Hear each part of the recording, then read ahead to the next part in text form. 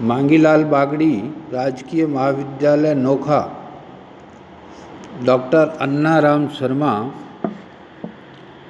सह आचार्य हिंदी, BA तृतीय वर्ष, हिंदी साहित्य, प्रथम प्रश्न पत्र।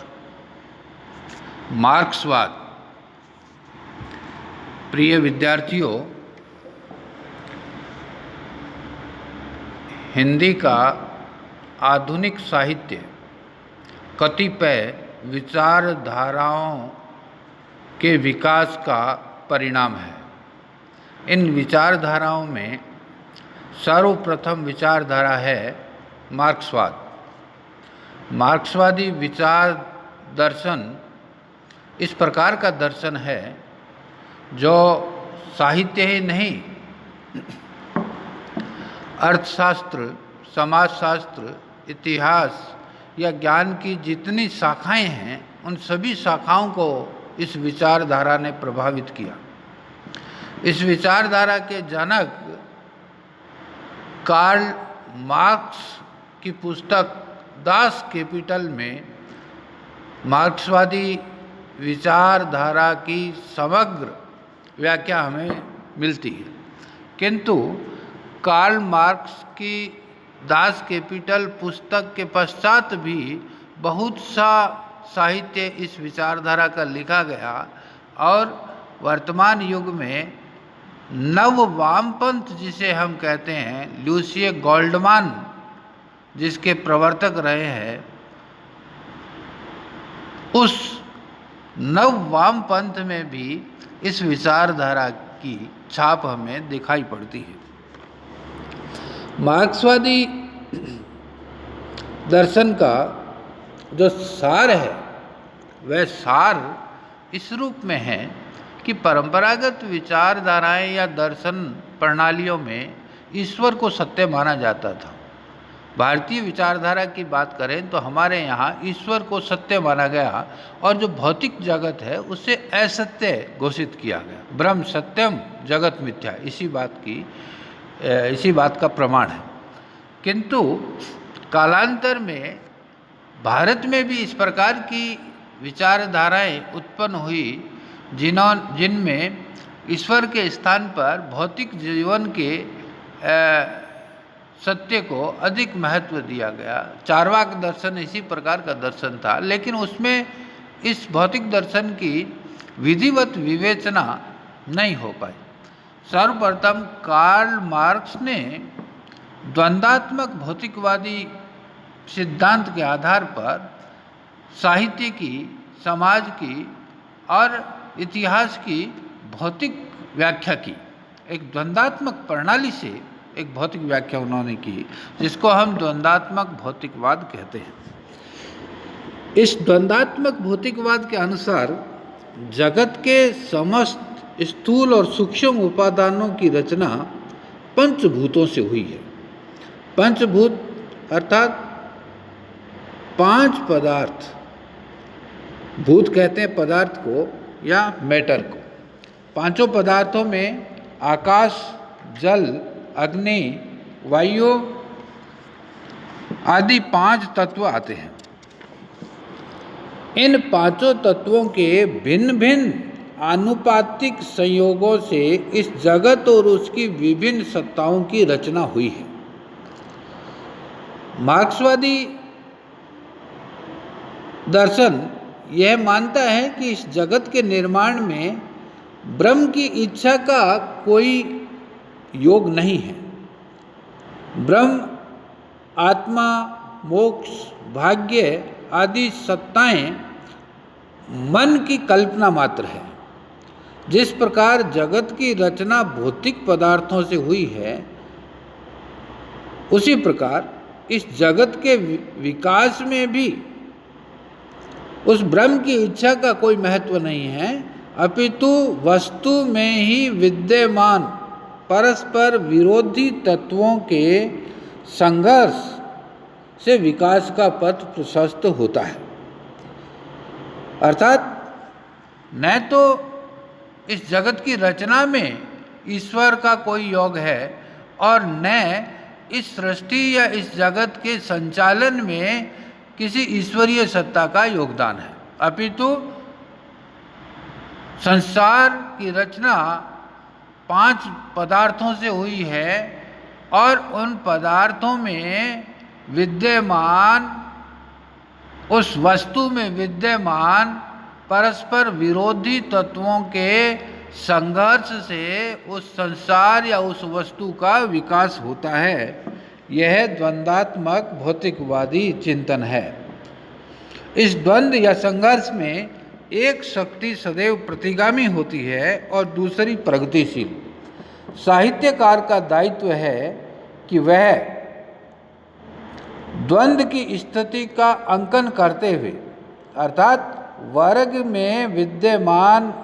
में विद्यमान संघर्ष का अंकन करते हुए प्रगतिशील शक्तियों का साथ दे। वर्तमान समाज में 2 शक्तियां हैं, पूंजीवाद और साम्यवाद। मार्क्सवादी साम्यवादी होता है, वह वर्गविहीन समाज की स्थापना करना चाहता है। साहित्यकार का दायित्व है कि वह अपनी रचना में शोषित या सर्वहारा वर्ग के उत्थान हेतु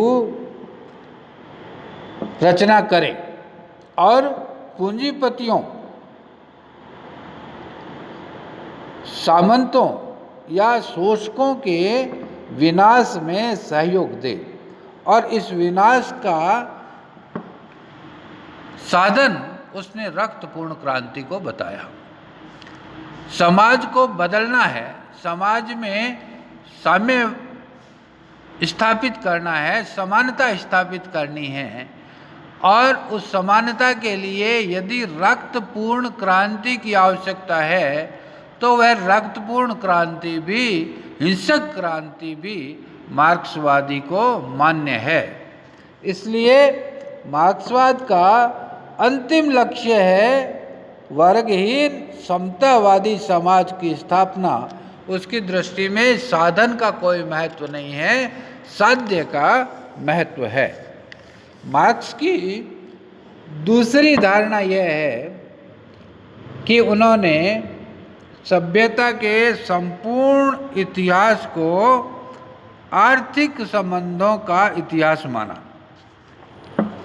और वर्तमान समाज या सभ्यता का आधार भी वे आर्थिक संबंधों को मानते हैं। मार्क्स ने कहा कि सभ्यता के प्रारंभ में आदिम युग में दास प्रथा का प्रचलन था और उस दास प्रथा में दास के व्यक्तित्व, दास द्वारा किए जाने वाले श्रम और श्रम के साधन और उस दास के द्वारा रात दिन किए गए श्रम के कारण उत्पन्न उत्पादन, इन चारों चीज़ों पर उसके मालिक का अधिकार होता था। अर्थात दास का व्यक्तित्व, उसके श्रम के साधन, श्रम और उसके उत्पादन पर उसके मालिक अर्थात शोषक वर्ग का अधिकार था। इतिहास का दूसरा युग सामंतवादी युग था जिसमें शोषितों का व्यक्तित्व स्वतंत्र हो गया। 4 चीज़ें थी: सर्वहारा का व्यक्तित्व, सर्वहारा के श्रम के साधन, सर्वहारा का श्रम और सर्वहारा द्वारा किया गया उत्पादन। इन चारों चीज़ों पर आदिम युग में मालिक का अधिकार था, शोषक वर्ग का या पूंजीपति वर्ग का अधिकार था। दूसरा युग जब सामंतवाद आया तो सामंतों के हाथ से श्रमिक का व्यक्तित्व स्वतंत्र हो गया, लेकिन 3 चीज़ें श्रमिक का श्रम के साधन, श्रम और उसके उत्पादन पर सामंतों का ही अधिकार रहा। तीसरा युग पूंजीवाद का आया। इस युग में श्रमिकों का श्रम स्वतंत्र हो गया, किंतु श्रम के साधन और उत्पादन पर आज भी मालिकों या पूंजीपतियों का अधिकार है। मार्क्सवादी रचनाकार का लक्ष्य मार्क्सवादी ढंग का या कहें कि वर्ग विहीन समाज की रचना का लक्ष्य है, जहां सर्वहारा वर्ग का श्रम के साधनों और उत्पादन पर भी अधिकार होगा। इस प्रकार मार्क्सवादी रचनाकार श्रमिक के व्यक्तित्व को स्वतंत्र करता है, उसके श्रम के साधनों अर्थात फैक्ट्री और मशीनों पर सर्वहारा का प्रभुत्व स्थापित करना चाहता है। तीसरे, उसके उत्पादन पर भी सर्वहारा का आधिपत्य चाहता है और चौथे, उसके श्रम पर भी उसका स्वयं का अधिकार चाहता है। मार्क्स साहित्य को अर्थव्यवस्था एवं आर्थिक सामाजिक संबंधों की अन्यतम अभिव्यक्तियों के रूप में मान्यता देता है। वह यह भी मानता है कि आर्थिक स्थिति मानसिक और बौद्धिक स्थिति को भी प्रभावित करती है। ये बहुत बड़ा उनका अवदान है कि आर्थिक स्थिति के कारण ही किसी लेखक या बुद्धिजीवी की मानसिक और बौद्धिक स्थितियों को निर्मित करती है। साहित्य के प्रति मार्क्स का दृष्टिकोण यह है कि साहित्य और जीवन परस्पर अविच्छिन्न है, अर्थात इस प्रकार का साहित्य नहीं लिखा जाना चाहिए जो भौतिक वास्तविकताओं से परे हो, जिसमें एक गतिशील जीवन का चित्रण नहीं हो। उनकी दृष्टि में कला को यथार्थोन्मुख होना चाहिए, अर्थात जैसा घटित हो रहा है उसका हूबहू अंकन साहित्यकार को करना चाहिए, उस साहित्य पर अपनी मनोभावनाओं का आरोपण नहीं करना चाहिए। अर्थात रचनाकार को आदर्शवादी साहित्य नहीं लिखना चाहिए, अपितु समाज में जो दिखाई पड़ रहा है वैसा हूबहू अंकन समस्याओं का करना चाहिए। मार्क्सवादी रचनाकार साहित्य को सोद्देश्य मानते हैं, निरुद्देश्य नहीं है। उनकी दृष्टि में साहित्य जीवन के लिए है, जीवन में परिवर्तन के लिए है। केवल आत्मानंद के लिए साहित्य रचना करना अब स्वयं को एक प्रकार का धोखा देना है। मार्क्सवाद साहित्य में सामूहिक भावना की अभिव्यक्ति आवश्यक मानता है। व्यक्तिगत भावनाएं उनकी दृष्टि में कोई महत्व नहीं रखती। समूह या समाज की जो कलेक्टिव भावनाएं हैं, जो सामूहिक भावनाएं हैं, उन्हीं का चित्रण साहित्य में होना चाहिए। तभी वर्ग प्रतिनिधियों या वर्ग पात्रों की रचना साहित्यकार ने करना प्रारंभ किया। मार्क्सवाद की एक बड़ी देन है कि उसके साहित्य में जिन पात्रों की निर्मित होती है वे पात्र व्यक्तिगत भावना का प्रतिनिधित्व नहीं करते, अपितु सामूहिक भावनाओं का प्रतिनिधित्व, सामूहिक विचारों का प्रतिनिधित्व करते हैं। वैयक्तिक भावनाएं मार्क्सवाद की दृष्टि में एक प्रकार का प्रतिक्रियावाद है। इसी प्रकार सौंदर्य के संबंध में भी मार्क्सवादी दर्शन की एक अलग ही स्थिति है। मार्क्सवाद में माना गया है कि सौंदर्य का उपयोग शोषण के लिए नहीं होना चाहिए। परंपरागत जीवन में या अभिजात्य जीवन में सौंदर्य को एक विलास की वस्तु माना गया, जबकि मार्क्सवादी चिंतन में सौंदर्य कर्मशीलता को बढ़ावा देता है। सौंदर्य का उपयोगात्मक पक्ष उनके लिए महत्वपूर्ण रहा। कलात्मक सौंदर्य के स्थान पर उन्होंने यथार्थ सौंदर्य को महत्व दिया। मार्क्सवादी कोमलता और सुकुमारता की अपेक्षा पुष्ट और श्रमनिष्ठ अंगों में सौंदर्य खोजता है। इसीलिए हमें दिखाई पड़ता है कि निराला ने वह तोड़ती पत्थर कविता में एक श्रमिक स्थिति के पसीने और उसके पुष्ट अंगों के मध्य से सौंदर्य की खोज की। इस प्रकार मार्क्सवाद ने साहित्य के मान मूल्य ही बदल दिए। मार्क्सवाद के लिए सत्य का अर्थ है भौतिक वास्तविकता जो हमें दिखाई पड़ रही है। शिव का अर्थ है भौतिक जीवन अर्थात सामाजिक स्वास्थ्य में सहायक होने वाला तत्व, और सुंदर का अर्थ है स्वाभाविक एवं प्रकृत। इस प्रकार मार्क्सवाद ने साहित्य में प्रगतिशीलता की स्थापना की। मार्क्सवादी दर्शन से प्रेरित होकर हिंदी में प्रगतिवादी काव्य आंदोलन उत्पन्न हुआ 1936 से लेकर 1942 तक, और आज भी जनवादी साहित्य जो लिखा जा रहा है उसका केंद्र यह है मार्क्सवादी चिंतन ही है। दूसरा जो विचार है साहित्य में जिसको हम जो आगे विचारधारा का रूप लेता है वह है मनोविश्लेषणवाद। मनोविश्लेषणवादी चिंतन के अनुसार जो हमें बाह्य घटना व्यापार और जो ब्रह्मांड दिखाई पड़ रहा है वह ब्रह्मांड मूल रूप से अंतर्मन की ही अभिव्यक्ति है। जो पिंड में है वही ब्रह्मांड में है। सर्वप्रथम मनुष्य के भीतरी मन में घटनाएं रचित होती है और उन्हीं घटनाओं की अभिव्यक्ति बाह्य जगत में मनुष्य करता है। तो इस विचार ने साहित्य के भीतरी अंतः सूत्रों की खोज की।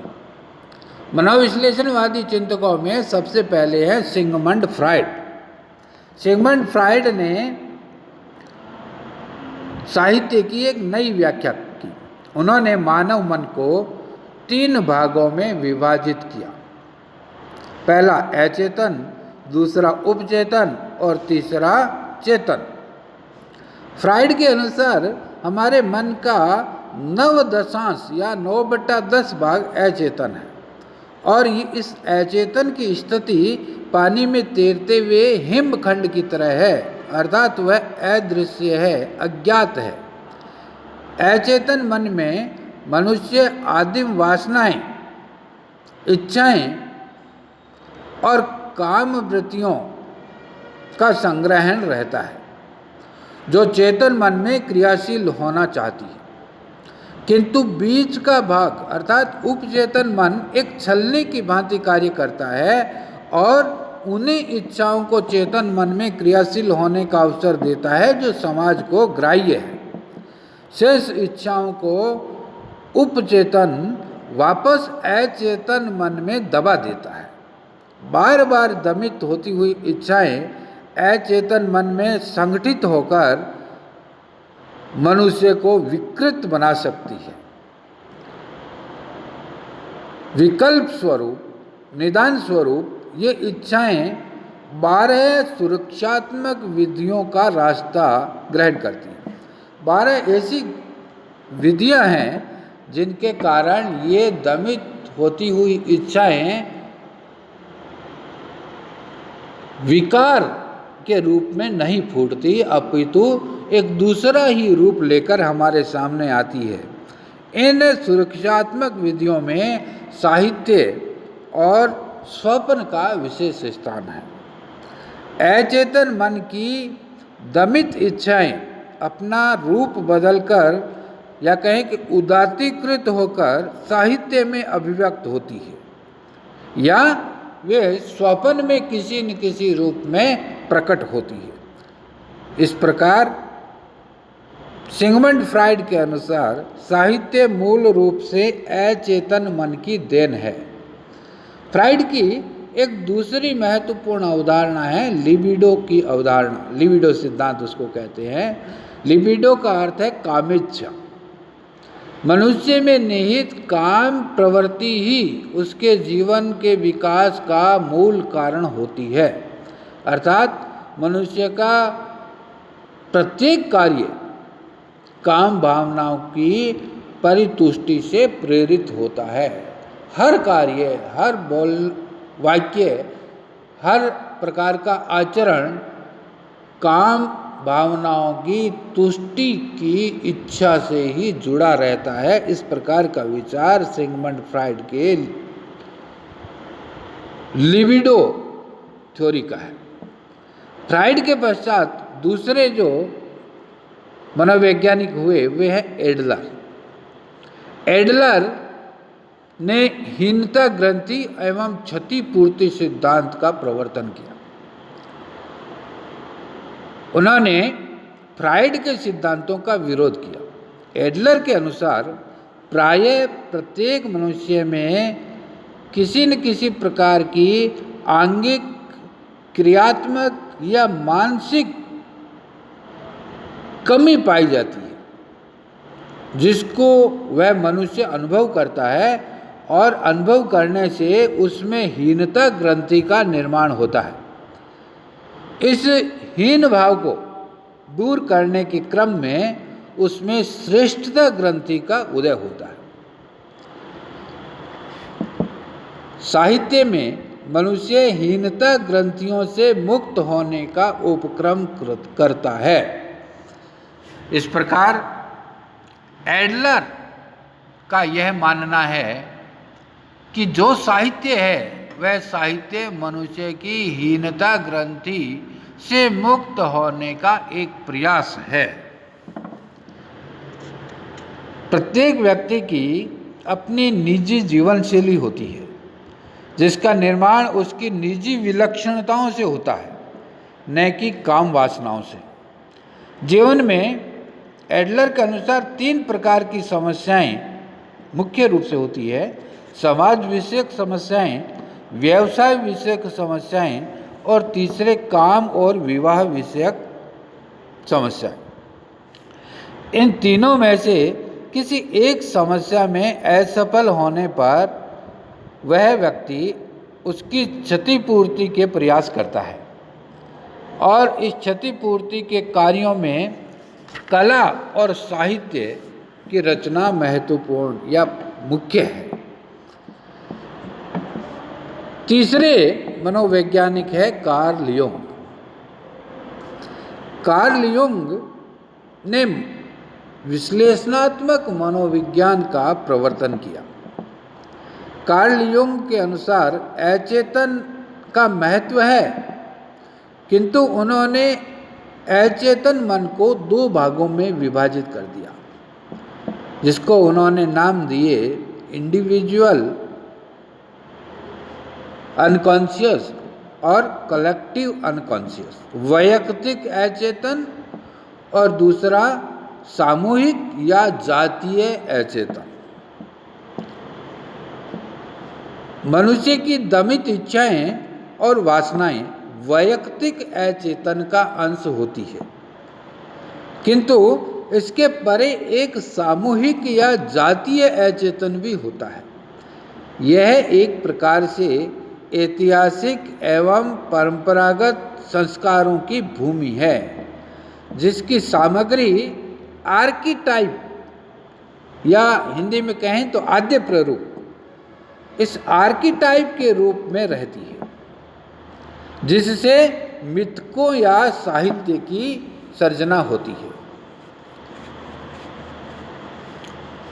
इस प्रकार कार्ल युंग का मानना है कि जो सामूहिक अचेतन है वह अधिक महत्वपूर्ण है।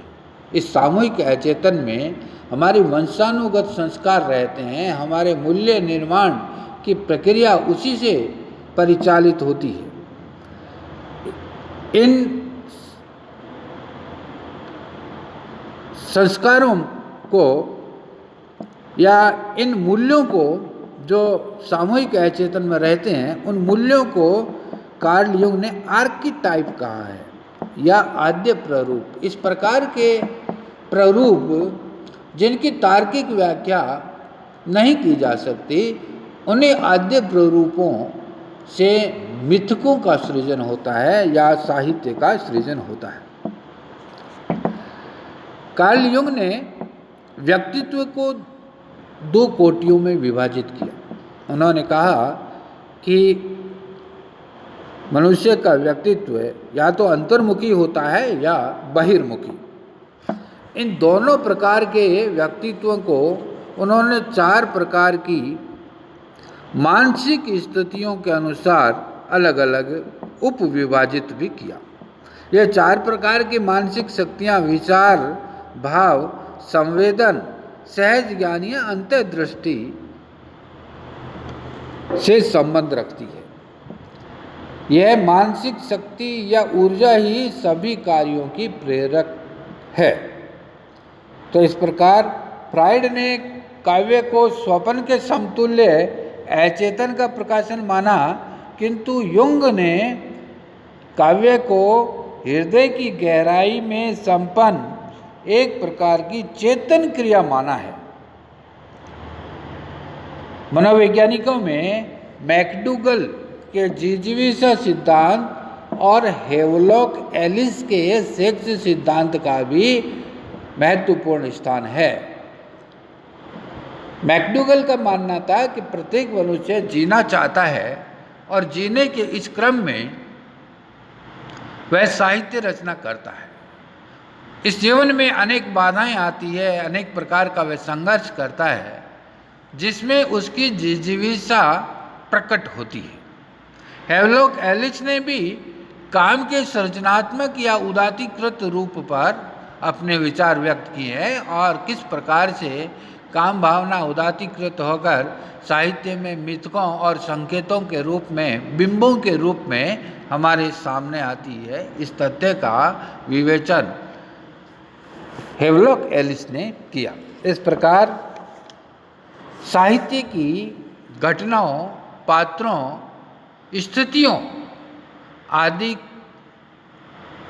का मनोवैज्ञानिक विवेचन या सूक्ष्म आंतरिक विवेचन कारण कार्य संबंधों के आधार पर करना मनोविश्लेषणवाद की एक महत्वपूर्ण देन रही है और आधुनिक ज्ञान विज्ञान और साहित्य के क्षेत्र में मनोविश्लेषणवाद ने एक क्रांति ही मचा दी। हिंदी साहित्य में शेखर एक जीवनी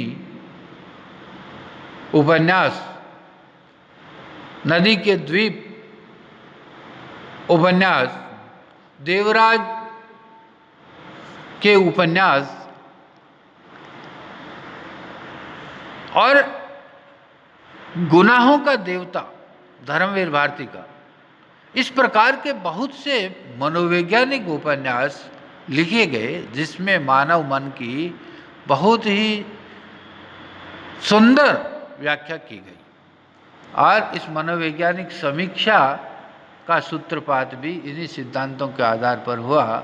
हिंदी में देवराज उपाध्याय, डॉक्टर नगेंद्र इस प्रकार के मनोवैज्ञानिक समीक्षा के मुख्य समीक्षक रहे हैं।